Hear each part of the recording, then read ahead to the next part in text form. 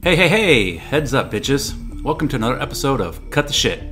I am Christian Tucker, giving you just another idiot's view of the world. I will be ranting and raving about this week's crap that has caught my attention for its stupidity or its uniqueness or its newsworthiness, or at least what I deem newsworthy anyways. As always, don't forget to catch us on the web at www.cuttheshitalready.com. There you will find links to hit to subscribe to our podcast. Also, you'll find a link to Twitter. Our Twitter handle is at PLZCutTheShit, as well as Facebook. You can go to www.facebook.com/cuttheshitalready/. Got something good to say or pass along? Do it at any of these locations. Got some putrid shit to spew my direction? Do it there also, dirtbag. We welcome it all. Okay, so let's get this shit going, shall we? Well, let me just start this off with, I filmed the entire podcast, got done with it, and realized there were some technical issues, difficulties if you will, and it didn't record my main microphone. It was off, and so it picked up the camera's microphone. So the audio quality of this podcast is not going to be the greatest. I apologize in advance, but please listen anyways. It's a good one. Well, hello, and welcome to episode 23 of Cut the Shit Podcast. Again, there's lots of social and political topics to cover, but I just don't have it in me to cover them again this week. I'm just sick of it all. So I'm going to cover just some frivolous, silly shit again, like I did last week, and sit here and enjoy a fucking cigar. I'm going to turn my ringer off on my phone here, so that we don't have to hear any notifications. Face ID is having trouble picking me up with headphones and a hat on, apparently. So, let's light this bad boy up and let's get this thing going, shall we?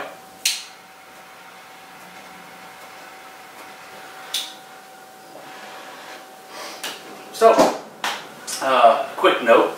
A couple episodes back, my son bought a Harley Davidson. It was kind of an olive green color, I think is what they called it. Olive gold, that's what they called it. But it's greenish with like flake in it or whatever. And so I was continuing to shop for my bike. I headed down to a Triumph Bobber and the Harley Davidson 883, like my son's. Big price difference there, about $4,000 to $5,000 on the Bobber that I wanted to get. What was funny is at the Triumph dealership, I got approved through two different banks to get this Bobber. And so I told the guy, I said, you know what, I need to, you know, let me go home tonight and kind of think about stuff. I'll get back to you tomorrow. If you haven't heard from me, you know, just give me a call. Or you got my email, you got my phone number, all that shit. Then I ended up going out of town to Florida, and on the way to Florida, I got the Harley dealership call me, and they're, you know, trying to wheel and deal with me, make great fucking deals and stuff, and actually ended up giving me a really good fucking deal. And so I sat there thinking about it that night while sitting in Florida having a cigar, and I decided to go the route of the Harley. One, I was getting a little better interest. Two, it was less of a down payment. Three, the payment was going to be cheaper. And again, just a difference in the bike's pricing. I did go off of pricing on this, as opposed to the bike that I truly loved and wanted, which was the Triumph Bobber, with the little mini apes on it, cut fender, brown solo seat. I mean, that bike is just fucking beautiful. But it's a little bit bigger bike too. It's 1200 cc's opposed to the 883. So, well, you know, my first bike and being on one in 25 years, I didn't want to get out of the gate too big, I guess. So I went with the Harley. 2 or 3 days go by. I never hear from this Triumph guy. A week goes by. I never hear from the Triumph guy. He never follows up. He's got two banks that have already given him approval for me to get a fucking bike. And nothing. Not a peep. So yesterday, as a matter of fact, I'm supposed to be picking up my Harley today because I had some parts ordered to put on it, you know, like everybody else does, right? And I emailed him yesterday. I said, listen, it's been a week. I haven't heard from you. I'm really shocked and disappointed, to be honest with you. You know I've got two banks already lined up that have given you the approval for me to get this Bobber. And you have not made one phone call to me even though I told you that I was contemplating between the Harley and you. You haven't done anything to close the sale. You haven't done anything to close the gap or to make this deal happen. You just completely fucking forgot about me. So, just so you know about the Harley and things anyways, right? He emails back yesterday, I swear I didn't get your previous emails. Really? You didn't get the previous emails, but you got this one that told you to go fuck off. Whatever. Let me just say this. You know, walk into a Harley dealership, right? And people are friendly. They're coming up to you. You know, they're a little aggressive, but you expect that at any fucking dealership, right? You already know what you're walking into. You walk into a Triumph dealership, I've gone into, and the first one was nice guys who let you kind of breathe, but stayed close. The second one, where I put the offer in on this bobber, these guys didn't give a fuck if you were there or not. They could care fucking less. It was a little small place, one sales guy, a woman working this counter, and then you had the parts and service department. This sales guy could give a rat's fucking ass if you were there to buy a bike from him. His name was Raleigh. Like, you know, Raleigh, North Carolina, right? Or is that South Carolina? Anyways. Regardless. Yeah, Raleigh could give two fucking shits. I mean, I would call him each day and ask the question, okay, what if I did this to the bike? You know, how much would it cost if I did this? And then I'd come in and I'd sit on the bike again. I mean, I showed some severe fucking interest in this bike. And then, when I sat down with him at his computer, give him all my financial information so he could get the approvals and shit, this guy still couldn't even fucking close the deal then. Didn't even ask. Didn't even seem to fucking be bothered by the fact that I wanted to get that fucking bike that day. So he lets me fucking walk. And again, a week goes by. He doesn't fucking contact me. Knowing he's got an approved deal sitting on his fucking desk. Doesn't bother to contact me at fucking all. Don't get me wrong. Nobody likes a salesman who calls them 6 times a fucking day harassing them and shit. Right? That's not what I'm talking about. I'm talking about in a 7-day fucking period, not to reach out to me once, say, hey, a week ago you said, give me 24 hours to think about a decision on the bike. It's been a week. I just wanted to kind of follow up with you and see how you're feeling and where you're at on this bike situation, right? So, yeah, the place is called Eurosports Motorcycles or something like that. It's in Fort Worth off of Airport Freeway, I believe. So Raleigh, you might be a nice guy, but you fucking suck as a sales guy. I should have been in a bobber. You should have closed the fucking deal, but I don't even know how you had your fucking job. Alright, so moving on. I guess we're going to make this topic today about communication, because we talked about the lack of communication with the Triumph dealership and the great communication with the Harley dealership, right? My next couple of topics that I want to discuss here are also about communication. So, here's what I don't understand about men and women. And this has been my experience with multiple women. Well, let's just say this. Women always say they want a man that can express himself. They want a man who isn't shy or nervous about expressing his thoughts and his feelings and keeping the woman in the loop on what's going on in his life and his emotions and all that shit, right? You hear that all the fucking time.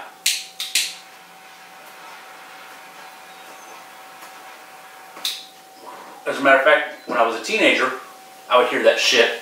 So I learned to open up and talk and stuff because I wanted some pussy. And opening up and talking to a woman and sharing my feelings and all that shit was going to help me get some pussy. Boom, I was doing it. Everything at that age was geared towards getting pussy. Not just for me, but for every teenage boy, right? So, here's the problem with fucking women, though. They're full of shit. They're either full of shit or they don't know how to handle it when it happens. I think a lot of women are in relationships with men that don't talk, right? They bottle up their emotions, they get upset or they're pressed about something, whatever. They go out in the garage and they tinker around, or they go out and mow the lawn, or they go outside and punch a feral cat. Who the fuck knows, right? But they don't communicate with their women, and the women are always wanting them to, always wanting them to. And so that dynamic goes on for years, right? And every fucking, she may be with the same guy for 20 years, that's how it is. Or in that same 20-year period, she may date 7 different guys, you know, 2 or 3 years at a time, and they're all like that. So then when a woman does get a man who tells them straight the fuck up what they're feeling, what they're thinking, and he shares it with them, one of two things happens. Either they don't know how to fucking handle it, and so they resort back to what they've done the past 20 years, right? And that's to continue to bug the guy, to talk to them, and so forth and so on, even though he's fucking doing it. And the guy feels like, bitch, you're just not listening. Or they hear it and dismiss it and try to find other reasons for the problem. So let me just give you some examples to help maybe illustrate my point. So there's been a couple women. I'm not going to single out one, but there's been a couple women in my life that I have dated, and something rubbed me wrong, right? They pissed me off about something. They said something that hurt my feelings, or they did something I didn't think was appropriate, or something that, like I said, bothered me, right? So I'm not the type of motherfucker that just lets that shit slide. I like to fuck talk. I like to get it all out on the fucking table. I want to empty that bucket, every nut, bolt, all that bullshit. I want it all out on the fucking table. Let's clean and polish it, put it fucking back together, type of thing. So, if I'm telling you something, you best take it to fucking heart. You best understand that I mean what I fucking say. So again, the example here is somebody says something, somebody's making some plans, and I don't necessarily like these plans. And they're making the plans and not consulting me. And it's going to be a her and I type situation, right? Maybe we're going away for a weekend, maybe we're planning a vacation. It doesn't fucking matter. So this chick's planning all these fucking things, and she starts noticing the guy's acting weird, right? He's just kind of standoffish and everything else. So that night she says, hey Robert, you're acting a little weird. Is there anything wrong? Is there anything you want to tell me or get off your chest? And Robert then looks at her and says, you know what, yeah, there is. And then Robert tells her, I agreed to go to Jamaica with you, but that's all we said was let's go to Jamaica at some point in the future. You've already set a date, you've already bought airline tickets, you've already picked the fucking hotel. Once we get there, you've planned every little excursion and all the other bullshit we're going to fucking do. And not once did you consult me. Not once did you ask, what do I want to do? Not once did you ask, what type of hotel would I like to stay at? Would I like to be up in the mountains? Would I like to be on the beach? You know, you didn't ask me shit. You did it all, and you're super excited, and now you're wondering why I'm not as super as excited as fucking you. Well, that's because you were involved from the whole stages of planning this trip.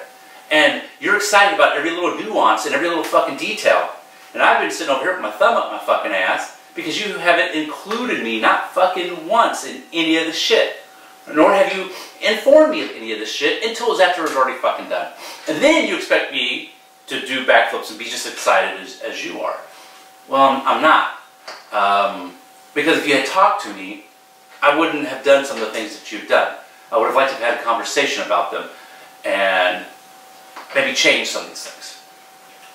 And 9 times out of 10, when that conversation goes that way, the woman will follow it up with, are you sure you're still not mad about the fact that my sister snubbed you at the wedding rehearsal the other night? What the fuck are you talking about, bitch? I just told you why I'm upset. I mean, I was very specific, to the point. No Jerry meandering, none of that bullshit. I went straight to the point with why I'm upset. And then she'll, because I know when she snubbed you, you were kind of upset by that, and but, you know, she was drinking and having fun, and she didn't mean anything by it. So you still really shouldn't be upset about that, bitch. I'm not upset about that. I told you what the fuck I'm upset about. Well, if you're not upset about it, then why are you raising your voice and shit right now? Why are you getting all defensive? I'm not getting defensive. I'm raising my fucking voice because you're not hearing me. You asked me a very specific question, what's wrong with me? I gave you a very specific fucking answer. But now, you're not listening to that answer. It came at you, and like a deflector shield, flew off of you, and you're picking your own shit to what you think's fucking wrong. I don't have a fucking problem with your sister snubbing me at the wedding because she was drunk or what the fuck ever. Again, people, I'm making all this shit up, just a scenario. But, so then she'll sit there for a minute and she's like, oh, well, if you just didn't want to go to Jamaica, why didn't you just say so? No, I didn't say I didn't want to go to Jamaica. You asked me in the very beginning, would I like to go to Jamaica? I told you yes. So this isn't about me not wanting to go to fucking Jamaica. What are you fucking doing here? Why are you making this so fucking difficult? You asked me a question. I gave you an answer. I told you how I feel. I told you how it made me feel. I told you what I think of it. And you're fucking dismissing it. And you're trying to find other reasons, other avenues, other excuses for why I'm acting the fucking way I'm acting. And then it'll go sometimes to, well, last night when you came to bed, you act like you wanted to have sex, but I was really tired and stuff, so I hope you're not still holding a grudge about that. No, listen, smack her in the fucking forehead. What are you talking about? I already told you what I'm upset about. You made all these fucking plans. You did all this shit. You didn't involve me. You didn't include me. I don't know what the fuck we're even fucking doing. I don't want to fucking go to the fucking mountains and ride a zip line in fucking Jamaica. I want to sit on the beach, drink pina fucking coladas and get fucking sunburned, motherfucker. So, women, I just don't understand. When you do get a guy who likes to talk, you don't fucking listen to him. You don't believe him. Instead, you look for other... You thinking he's throwing up a fucking false flag or some shit, you need to go find the real shit. So if you ask a guy, what's wrong, and the guy tells you very specifically, straight line, to the point, what the fuck is wrong, please don't follow up with, well, are you sure it's not because I ruined your clothes by washing them with a red item and it turned them pink? Because, bitch, if that was the problem, he would have answered you. He would have said, listen, I'm pretty pissed off because you turned all my fucking shit pink. He didn't. He told you something fucking else. He gave you a fucking answer.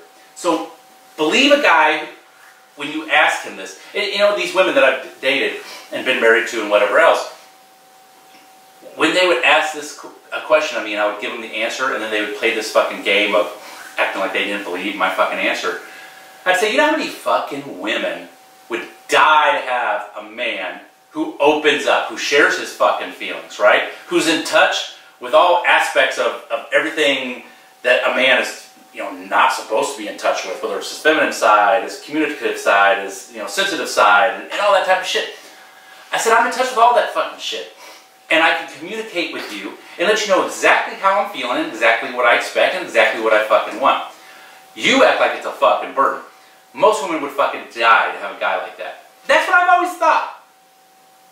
But I think I'm wrong. I think they say they want that. But they don't. They don't want a guy who's going to communicate with them, who's going to tell them the truth about how they feel and all this other stuff. Because when that happens, it's probably scary for them. Oh, fuck. What do I do now? He's talking. He's sharing. He's feeling. Oh, fuck. He's showing some human fucking characteristics here, and I don't know how to fucking deal with this. I need him to go back to be the big insensitive fucking clod that he is. Go make his paycheck, come home, screw me, have fun on the weekends drinking, smoking and doing what the fuck ever. But I don't think I want that guy to be open and sensitive and talking. I thought I did, big mistake. So I don't know. It drives me insane trying to figure out women and that whole thing. But again, this literally happened not last night, but the night before. A conversation about an event and during some traveling times and stuff, and I just didn't like the way it was handled, and I shared it, and it got twisted all around to me having issues with 6 other fucking things, and I didn't have issues with any of those fucking things, and even if I did, it didn't have to do with this fucking situation. I'm being honest. So anyways, so another issue is I dated this lady once, and I was traveling a lot, and then I moved, and we were kind of separated, doing the whole long distance thing, and then I'd come and see her, and she'd come see me, all that type of shit, right? A typical long distance relationship, I guess. Even though we lived in the same city and saw each other all the time for a while before this happened. And things were getting kind of weird, kind of awkward. I'm not a long distance relationship kind of guy. I have come to figure out. And I told her I don't think she's a long distance kind of girl. We both need that constant daily interaction with each other, or with a partner or whatever, right? But so anyways, so things were getting kind of weird. You could feel some distance happening. You could feel some things pulling apart, even though we cared deeply for each other. But I remember there was something that was said, and it stuck with me. Never fucking left. And every interaction I had with her from that point on, I viewed it through the lens of this statement that she had made. And the statement was, you know, she was kind of bummed out about us not seeing each other and all that type of stuff as much as we used to. And she said, I've just never felt so alone. I hate feeling lonely. And at the time, you know, I didn't catch it at the time. You know, I'm like, oh, you know, I get that. I'm sorry, you know, that type of stuff, blah, blah, blah, blah. But then I remembered similar conversations with my ex-wife, Tammy. And her conversations were almost identical, but worded differently. So she would say, I miss you terribly. I hate being apart from you. I want to be with you. I wish you were here with me. And that's when it hit me, the difference between those two things, right? I had this one woman who was telling me she's never felt so lonely, or she's never felt so alone, and she hates feeling lonely. And then I've got this other woman who was saying things such as, I want to be with you, I miss you, I wish I was there with you. As I say those, can you pick up on the differences, right? One is a woman who's using the word you throughout the same sentences, basically. And that sends a very strong signal that you're important, or that, you know, that she's in love with you and wants to be with you and all that type of stuff. The other one sends the signal of, it's not really about you, right, i.e. me. It's about her, and she hates to be alone. She doesn't like to be alone. She needs somebody in her life. She needs somebody to go to movies with. She needs somebody to go to dinner with. As remember, she once said, you know, I want somebody in my life I can do things with and go to movies with and da da da. Not, I want you in my life to go to movies with. Not, I want you in my life to go to restaurants with, right? So the terminology that these two different women use, and again, I wasn't seeing these two women at the same time type of thing. It was, you know, different aspects over a 3-year period, okay, after my initial divorce. But they both spoke a completely different language and saying the same thing, but not the same thing. And I'm sure if you would ask the one over here who used the words like, I hate being alone, and you know, I've never felt so alone, if you were to ask her, she'd probably think, well, in my head I was saying, I'm so lonely without you. I'm so lonely because I'm not with you, blah, blah, blah. She would probably argue and try to defend herself. But she didn't say that, right? She said, I hate being alone. And you have another woman who's like, I hate being without you. They're just two fucking different things on two different planets, two different universes. You know, am I being some sensitive little male prick here? I don't think so. Let's reverse that shit. And you got two women and a guy. And the guy says, to one girl, I hate being alone. I just want somebody to go to dinner and stuff with. And then you got the guy who tells the other girl, I hate being without you. I miss you. I want to be with you. And both girls heard the conversation. Which girl's going to feel like she won? And which girl's going to feel like she's been kicked to the fucking curb? It's a no fucking brainer. So women and men, if you're having these types of feelings about your partner or something, make sure you word things correctly. Make sure you're sending the right message, the right signal, because wording is very important. Again, hopefully based on those two examples, you can see why wording is very important. Alright, so we got a little somber and kind of, well, yeah, sad there. Let's fucking get over that shit. Move on, shall we?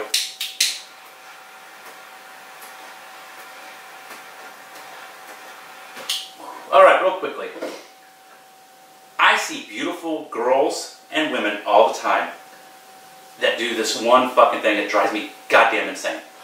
They cake on the fucking makeup. They got the foundation on so fucking thick, right? That you could actually see the line around their jaw, and here their skin's fucking white, and up here it's fucking tan, or up here it's fucking powdery.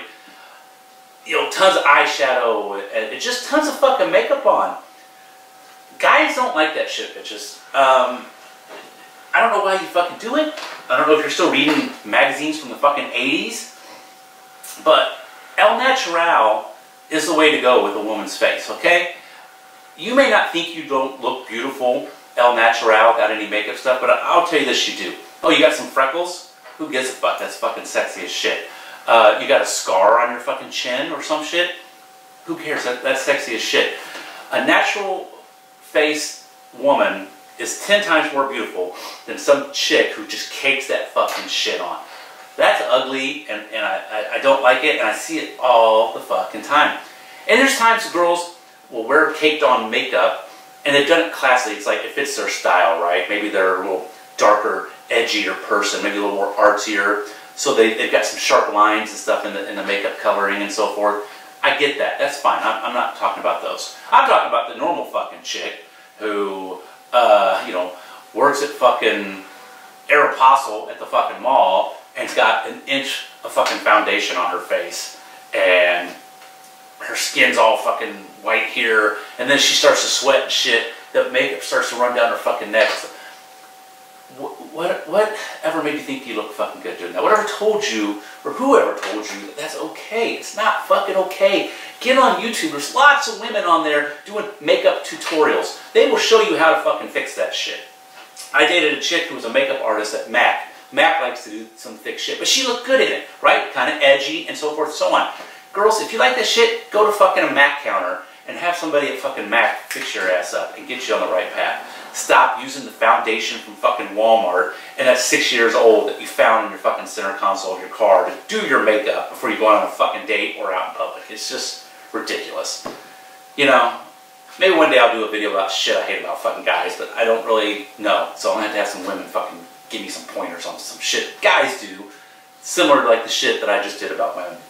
Alright, anyways, so that's episode 23. I want to thank you guys for visiting. As always, go to www.cuttheshitalready.com. There you can watch the old podcasts and listen to the old podcasts and so forth and so on. You know, subscribe on iTunes, subscribe on YouTube. There you'll find the videos as well. So, appreciate your time, and as Ron Burgundy always says, stay classy, and until next time, guys.